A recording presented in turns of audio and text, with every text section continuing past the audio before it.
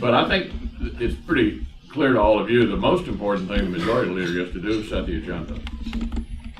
You know, once you set the agenda, you're not sure sometimes how it's going to come out. But the decision about what to do, and I think the single biggest decision I've made in my career was the decision not to do something, and that was to fill the Scalia vacancy in 2016. So, no matter how close the number is, the majority leader gets to set the agenda, and it's really important because, as you know, if Schumer had my job, we wouldn't be doing any of the things that we're doing. We wouldn't be confirming any of these judges. And so I want to go to judges first because I think it's the single most important thing we're doing. I love the tax bill, but I always like to remind everybody the 86 Tax Act lasted 4 years. You know, there's a lot of discussion about which parts of the code were made permanent and which weren't. The only way to get permanency on the tax bill is to keep winning elections. Because every time majority shifts, each side goes back at the tax code with their own particular set of priorities. So regardless of which part of the tax bill was permanent or not permanent, I think the key to its survivability is future elections. That cannot be said of lifetime appointments to the courts. My dear friend and colleague Don McGahn left the White House yesterday.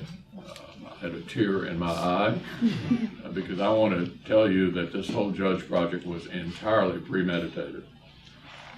Entirely premeditated. And Don and I talked a week after the president was elected about how we might take advantage of the situation, which only comes along occasionally. By the way, speaking of how frequently we were in the position we were in, you can go back 100 years and only 20 of the last 100 years have Republicans had the presidency of the House and the Senate at the same time. So they've had enormous periods of dominance, the 30s, the 60s, the first 2 years of Barack Obama. We haven't had more than 55 Republican senators in 100 years. Let me say that again. We've had more than 55 Republican senators in 100 years. So when I woke up the day after the election, I said, my goodness, the stars are aligned. Let's don't waste this opportunity. The next thought was, what's the single most long-lasting thing we can do for the country to make it as right of center as possible? And obviously that's judicial appointment. So Don and I talked a week after the election. I gave him some advice based on my experience that frequently the pre-nomination process was too convoluted. You'd have the White House counsel, you'd have the Justice Department, they'd have a hard time ever deciding who to send up in the first place. Another problem that George Bush 43 dispensed with was, believe it or not, Republican and Democratic presidents, except for Bush 43, gave the American Bar Association a pre-nomination blackball. Let me say that again. They gave the ABA, for God's sake, a pre-nomination blackball. So if you couldn't clear the ABA, you couldn't even get nominated. Bush 43 said, you're just another interest group. If you have an opinion, give it to the Judiciary Committee. So I said, Don, don't waste any time with the ABA. And my advice to you is keep this within the White House counsel's office, because if you and the Justice Department are constantly going back and forth, you'll slow the process, and it'll just take too much time. I said, what I'll do is I'll recommend to Chairman Grassley that the blue slip, which I think all of you are familiar with, which is a courtesy of the chairman of the Judiciary Committee, the home state senators, should not apply to circuit judges. Almost all presidents have felt that circuit judges, not district judges, circuit judges are really their prerogative. They tend to take our advice most of the time on district judges. And I said, I don't think we should have any problem continuing the blue slip on district judges, but on circuit judges, remember in 2013, the Democrats took the position that 41 senators shouldn't be able to stop a judge, right? The nuclear option. So if you took the position that 41 senators shouldn't be able to stop a judge, how could you argue that one should?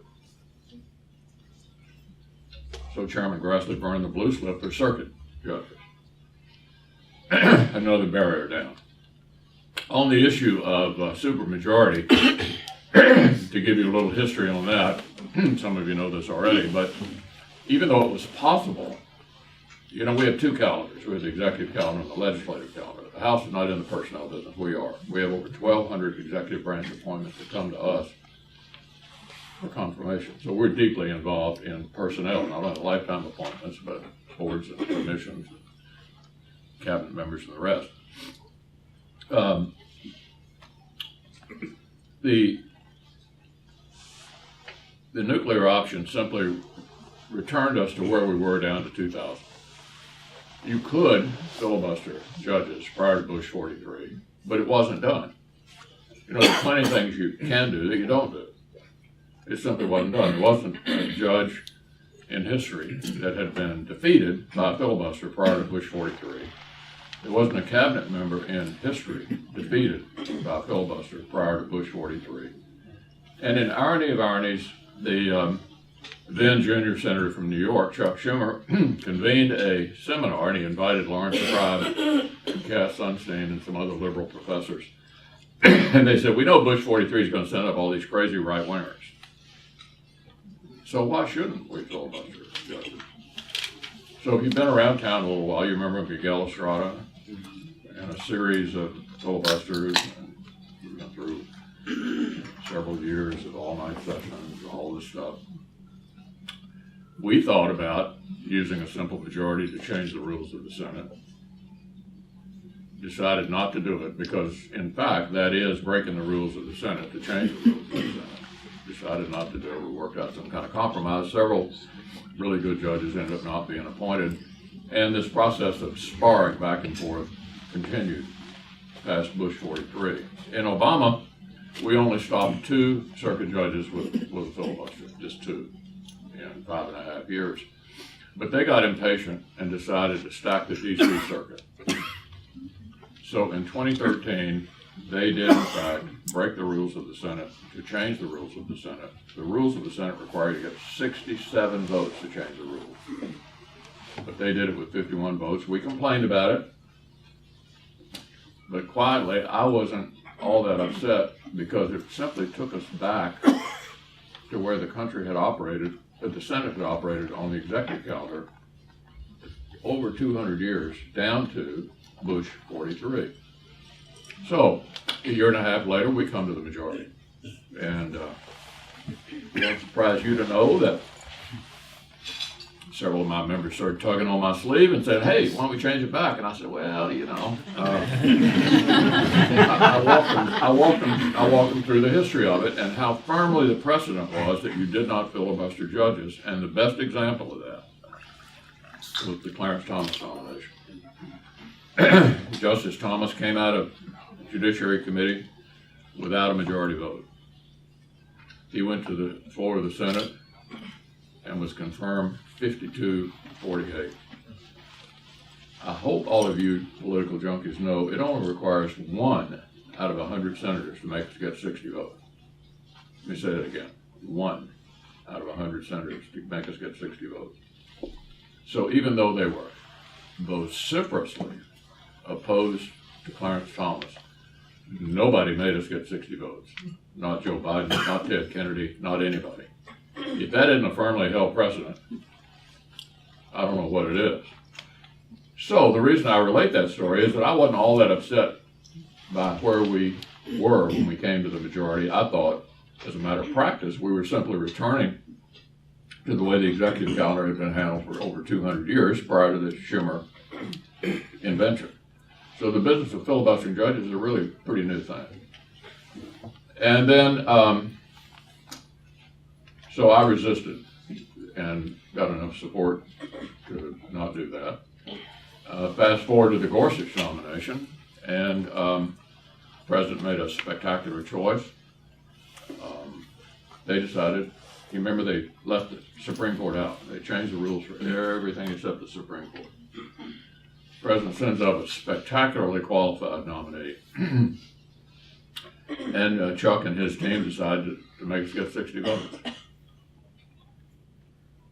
So I said to my members, look, if this guy can't get 60 votes, there isn't anybody, any Republican president can nominate him. Nobody who could clear the 60 vote hurdle.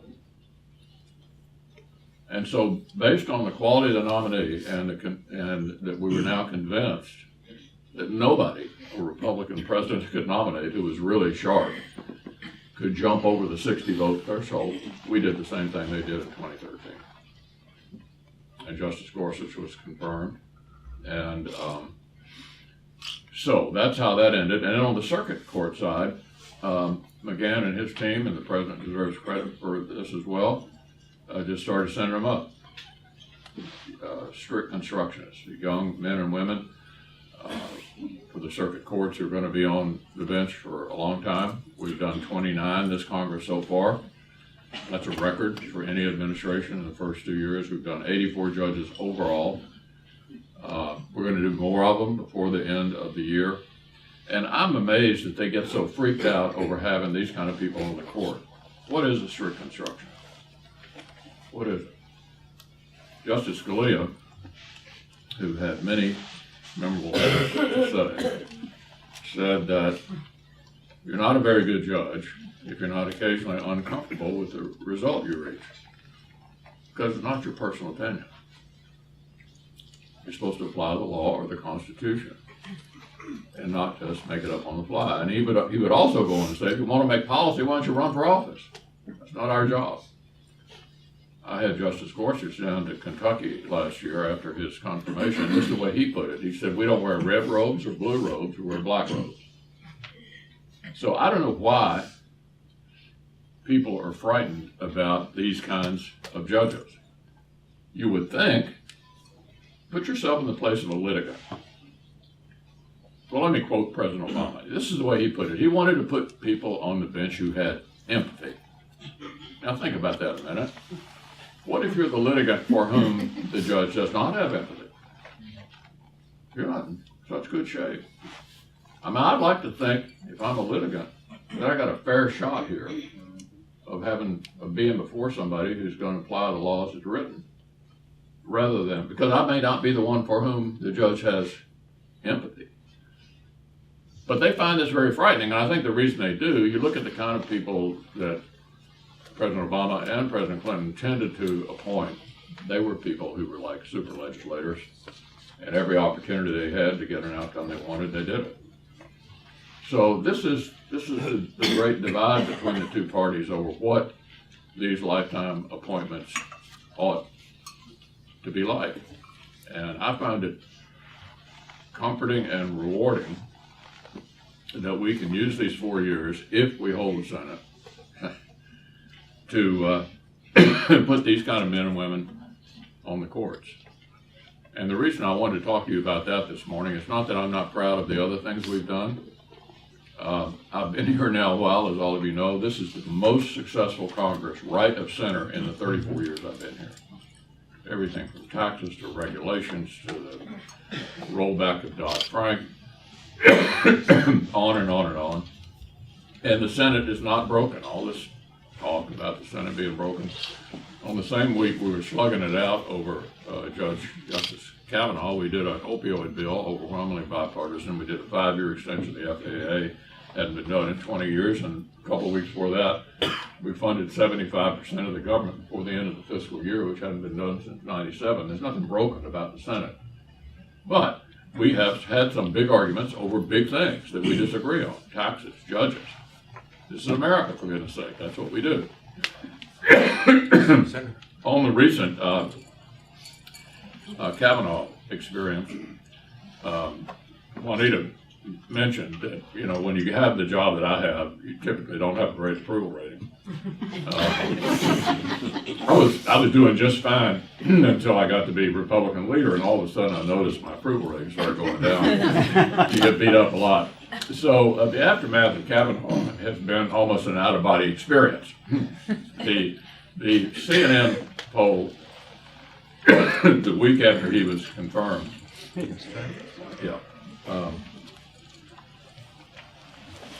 Don't have a last place there. The CNN poll right after he was confirmed, said that among Republicans nationwide, I'd gone from a 30% approval rating to a 62% approval rating. I know this won't last long, but I'm enjoying the hell out of it. So let me talk a little bit about this fight. You watched it. There was no way to avoid it. Everybody in America watched it because the subject was titillating and the job was important. Put those two together, and you have something everybody's interested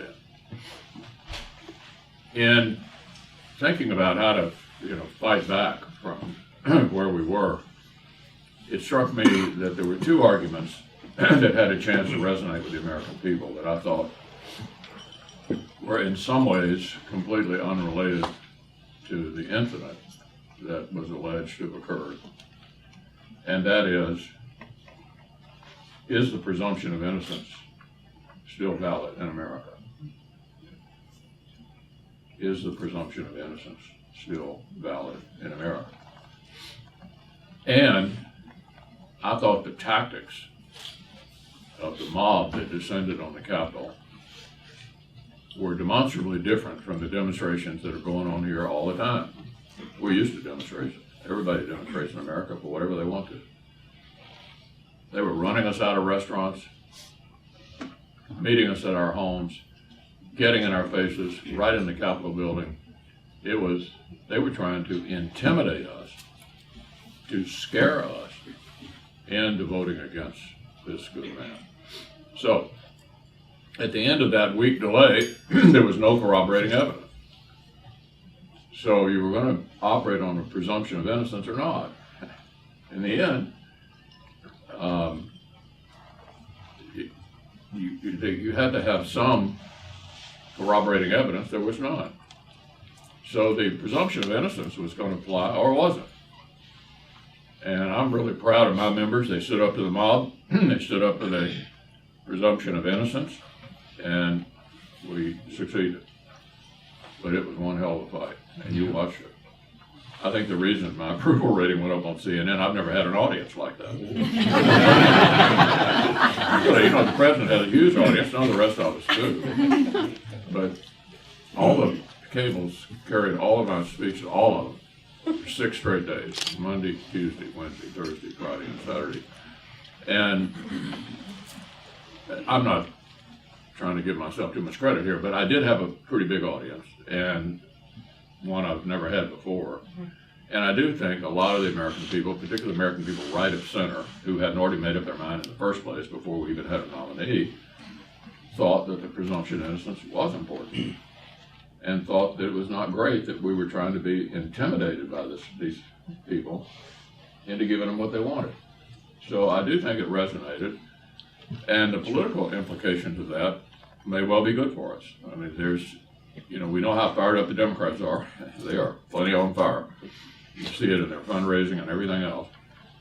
There's more than anecdotal evidence that Republicans are tuned in now as well, because it underscores at just the perfect time what the Senate does. We're in the personnel business. Lose the Senate, and we're out of the personnel business in any serious way, because there's not, any chance that Chuck Schumer is going to be even calling up the kind of circuit judges that we've been confirming. So none of us anticipated that it would light up the base like it has, but it has. And it's being used in commercials in a number of our campaigns in Montana and Missouri and Indiana. And I hope it'll be helpful, and I hope this lasts for 3 weeks and people engaged. We do have, it seems to me, new events multiple times a day, plenty of ways to change the subject each and every day. We'd like to try to keep it on this subject for at least 3 more weeks. So with that, Juanita, I'm going to throw it open and see what people might want to ask.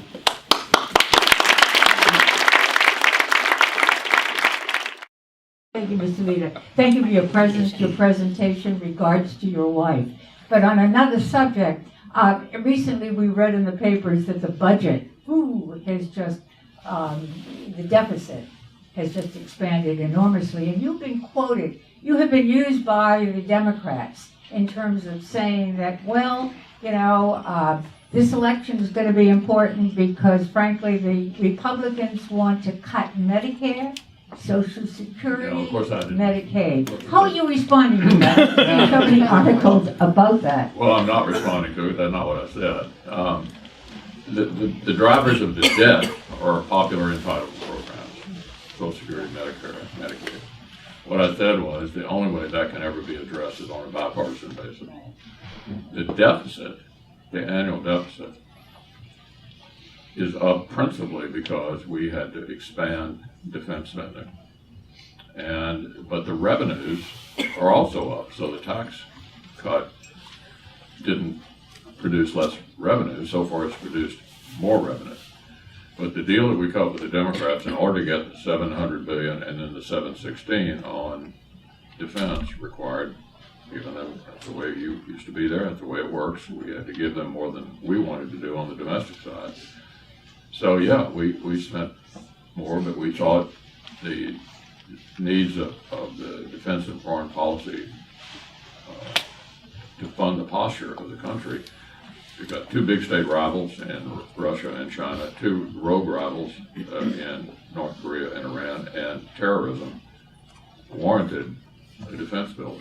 So that's where we are at the moment. Now, if you look at it over the life of the deal that we made, I think it will not end up being deficit, increasing the deficit because of the tax cut. I mean, this is a robust economy. All of you can attest to that because you represent people who are in the private sector. And more people are working. Unemployment's at a 50-year low. And we're proud of that. And I wouldn't undo it for a minute.